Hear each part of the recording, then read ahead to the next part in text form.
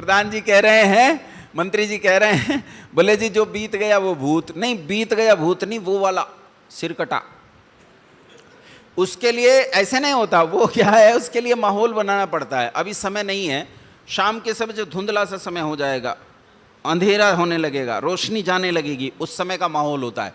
उस समय लड़के बैठ के आपस में बात करते हैं, बोले जिनकी इच्छाएं पूरी नहीं होती, जो अकाल मृत्यु मर जाते हैं, फिर वो दूसरों के शरीर में आकर अपनी इच्छा पूरी करते हैं। भूत बनकर उनकी आत्मा भटकती रहती है और दूसरों के शरीर में आकर इच्छा पूरी करती है। ये होता है भूत। हैं? किसके शरीर में आकर इच्छा पूरी करती है? कैसे? किसके शरीर में? घसीटू की लड़की के शरीर में, रडुकू के लड़के के शरीर में, यहाँ इच्छा पूरी हो रही है। हमेशा भूत प्रेत उनके सिर में आते हैं जिनके घर में खाने को रोटी नहीं, पहनने को कपड़े नहीं, दिन रात दरिद्रता से जिनका पाला पड़ता है, उनके शरीर में भूत आता है। घसीटू की लड़की के शरीर में भूत आएगा, खाने को रोटी नहीं, पहनने को कपड़े नहीं, दिन रात मार पिटाई होती है, बेचारी को बर्तन मांजने पड़ते हैं, इसके शरीर में भूत आएगा। तुमने सुना है कभी सोनिया गांधी के शरीर में भूत आया हो? मैं कहता हूं कैसा मूर्ख भूत है, इसे थोड़ी भी तमीज हो तो नरेंद्र मोदी में आ, मजे तो यहां है? अरे सोनिया गांधी में आ, प्रियंका गांधी में आ, राहुल गांधी में आ, मजे तो यहां है सारे। तू कहां जा रहा है? घसीटू की लड़की के शरीर में, उसकी तो अपनी इच्छाएं पूरी नहीं हो रही, तेरी क्या इच्छा पूरी करेगी? तुम्हारे सामने एक झोपड़ी, एक 5 स्टार होटल, और तुम्हें इच्छा पूरी करनी है, किस में जाओगे भाई? है 5 स्टार होटल में। लेकिन एक ऐसा मूर्ख भूत है, ये तो रडकू की लड़की के शरीर में जा रहा है, उसके बाप की रडकू की इच्छाएं पूरी नहीं हुई, इसकी तो क्या इच्छा पूरी होगी? और तू खुद इसके घर शरीर में आएगा, पिटाई और होगी तेरी। ये मूर्खता की बातें हैं, इनमें कभी फंसना नहीं चाहिए। और वैसे भी जानते हो, आत्मा के पास काम करने के लिए साधन हाथ पांव ये शरीर है, और शरीर ही ना रहे तो उसके पास कोई साधन नहीं, वो काम कैसे करेगा? बात समझ में आई? देखो ये कपड़ा है, ये कपड़ा उठाने के लिए मैं कैसे उठाऊंगा? हाथ से। अच्छा हाथ ना हो तो पांव से उठा लूंगा, पांव भी ना हो तो मैं मुंह से उठा लूंगा। लेकिन अगर शरीर ही ना हो तो बोलो ये कपड़ा उठा सकता हूं? नहीं उठा सकता। सीधी बात है, शरीर साधन है, इसी साधन से आत्मा काम करता है। जब शरीर ही नहीं बचा तो क्या? और फिर श्री कृष्णचंद्र महाराज कहते हैं, जातस्य ही ध्रुवम मृत्यु ध्रुवम जन्म मृतस्य च। जातस्य ही ध्रुवम मृत्यु, जिसका जन्म हुआ है उसकी मृत्यु निश्चित है, और जिसकी मृत्यु हुई है उसका जन्म हो चुका। तो भूत कौन बना? मुल्ला जी का बाप। भूत बनने की तो जगह ही नहीं है, इधर मृत्यु हुई और उधर जन्म हो गया, भूत की कोई गुंजाइश नहीं है। ये सही कह रहे थे मंत्री जी। भूत किसे कहते हैं? जो समय बीत गया, उस बीते हुए समय का नाम क्या है? भूत। बोलो भूत तुम्हारा कुछ बिगाड़ सकता है? बिगाड़ सकता है, अगर भूत की बात नहीं मानोगे। भूत की बात होती है इतिहास, 100 नंबर का सब्जेक्ट होता है, स्कूल में पढ़ाया जाता है। और हिंदू क्या कहता है? हिंदू कहता है मैं मर जाऊंगा, मिट जाऊंगा, समाप्त हो जाऊंगा, लेकिन इतिहास से नहीं सीखूंगा। मैं कहता हूं भूत की बात मान ले, इतिहास से सीख ले, तेरा कुछ नहीं बिगड़ेगा। और अगर तू भूत की बात नहीं मानेगा तो तेरा बहुत कुछ बिगड़ेगा। भूत समझ में आया?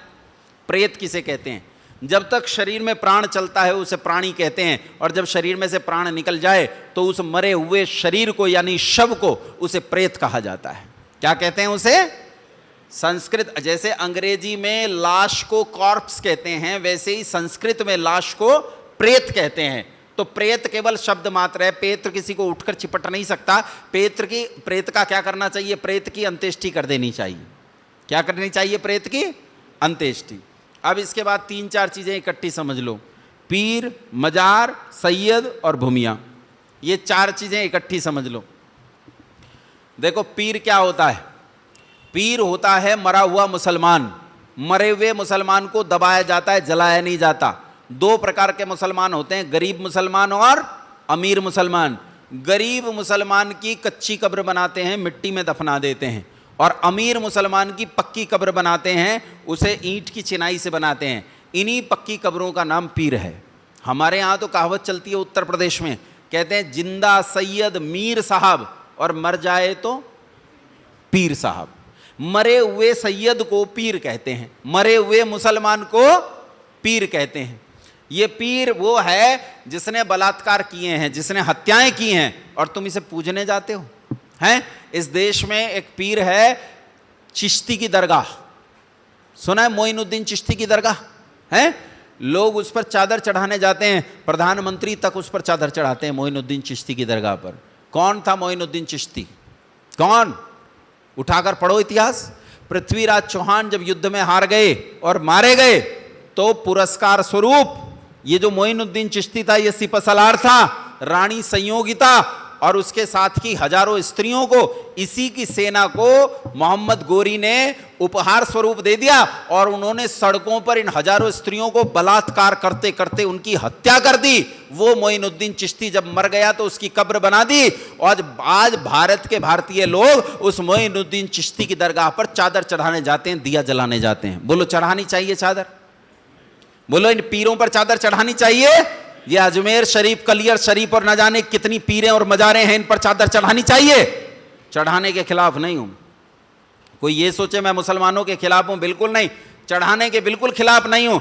इन पर चढ़ाना तो जरूर चाहिए, लेकिन इन पर बुलडोजर चढ़ाना चाहिए, बुलडोजर। ये नीच, हत्यारे, बलात्कारी शैतान, ये चोर, ये उचक्के, ये गुंडे, ये लुटेरे, इनका एक ही तरीका है कि इनका नाम निशान इस जमीन से मिटाना चाहिए, इनका नाम निशान इस धरती से मिटाना चाहिए, इस भूमि पर इनका चिन्ह भी नहीं रहना चाहिए। चढ़ाने की चीज ये है। तुम चादर चढ़ाते हो, चढ़ानी चाहिए चादर। आज के बाद चढ़ाओगे, दिया जलाओगे किसी पीर पर? नहीं चढ़ाना चाहिए। हैं? मेरा एक मित्र है, दिनेश नाम है उसका, मेरठ में एक बहुत बड़े कारोबारी हैं, बीड़ी का कारोबार है उनका, कल्पना बीड़ी के नाम से। उन्होंने एक बहुत बड़ा पेट्रोल पंप खरीद लिया। तो वो एक दिन वहाँ पेट्रोल डलवाने गया तो उसने देखा कि पेट्रोल पंप तो जैनियों का है लेकिन उसमें पीर बना हुआ है।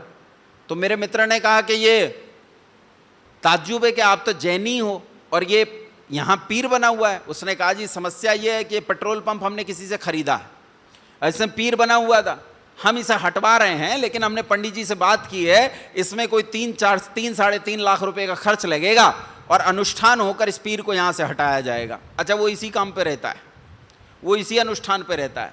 उसने कहा ये तो बहुत महंगा खर्च है, अगर मैं सस्ता करवा दूँ? तो उसने कहा जी सस्ता करवा दो और अच्छा हो जाएगा। बोले सस्ता हो जाएगा। बोले कितने पैसे लगेंगे सस्ते में? बोले 1 रुपया नहीं लगेगा, 1 भी रुपया नहीं। तो बोले फिर कैसे अनुष्ठान करोगे? बोले यहाँ कोई बड़ा सा हथौड़ा है, घण है कोई? उन्होंने कहा हाँ है। बोले ला दो। उन्होंने ला दिया और घण लेकर महाराज ने अनुष्ठान कर दिया। वो 10 मिनट में वो पीर वहाँ मिट्टी में मिल गया, वो नहीं रहा। और फिर कहा जी मैं एक गुरुकुल से संबंध रखता हूँ, गुरुकुल से बच्चे आ जाएंगे। मुझे फ़ोन किया कि मित्र 4 ब्रह्मचारी भेज दो, यहाँ यज्ञ कर देंगे। वो आकर यज्ञ कर गए, फ्री में उसका अनुष्ठान हो गया, फ्री में पीर की अंत्येष्टि हो गई। जहाँ तुम्हें पीर मिले इस पीर की अंत्येष्टि करने का प्रयास करना चाहिए, लेकिन सावधानी से करना, पुलिस की धरपकड़ में मत आना है। ये तुम्हें सावधानी भी बरतने को कह रहा हूँ। ऐसा नहीं करना कि जाओ और कहीं किसी थाने में पीर हो उसे ही फोड़ो पहले, हैं।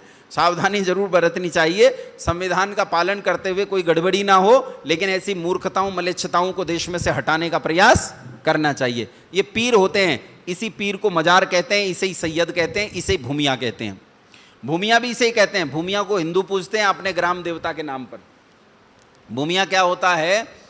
भू मतलब भूमि, मियाँ मतलब स्वामी। जो भूमि का मियाँ है उसी का नाम भूमिया है। पहले ये सैयद मालिक होता था, हम गुलाम होते थे, तब इसे ही भूमिया कहते थे। हमारे यहाँ तो आज भी कई गाँवों में परंपरा है, जब लड़के की बारात जाती है ना, तो पहले सैयद के कोले ठंडे किए जाते हैं, पानी लेके जाते हैं और उसके दरवाज़ों को ठंडा करते हैं, किनारे पर डालते हैं उसके दरवाज़ों, और बहू को लेके आते हैं तो उससे भी पहले कोले सलवाते हैं। लेकिन प्राचीन परंपरा क्या जानते हो?